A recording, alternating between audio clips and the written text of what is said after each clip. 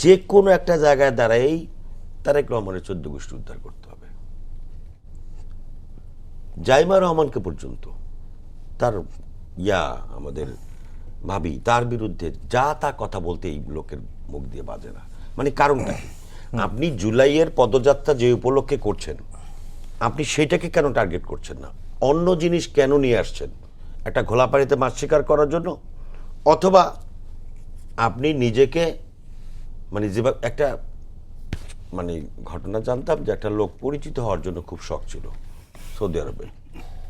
সেই লোক পরিচিত হওয়ার জন্য শুনছে যে ওখানে চুরি করলে মাথা চুল কেটে তার পালকাথা লাগায় দেয়। তো গিয়ে চুরি করছে। চুরি করার পরে ওরে উটের উপরে উঠে চুল টুল কামায় আলকাথা লাগায় তারপর ঘুরে দিয়েছে। সব মানুষ দেখতেছে আরও হাসতেছে। বলে যে তুমি হাসো কেন? বলে যে আমার মনের উদ্দেশ্য আমার সফল হয়েছে।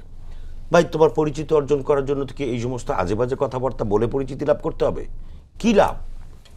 আজকে এনসিপির নেতা এখানে বসে তাকে ডিপেন্ড করছে না তার ভাষা শব্দের ব্যাপারে। আবার যদিও উনি নিয়ে বলার চেষ্টা করেছেন যে হ্যাঁ তার ভাষাগত একটু মানে কি? আমি তো বললাম যে একটা অসভ্য, একটা বেয়াদব রাজনীতিতে এরকম অসভ্য বেয়াদব আমার রাজনৈতিক জীবনে, এখানে তো যে কজন আছে আমার বয়স বেশি, আমার রাজনৈতিক জীবনে আমি দেখি নাই।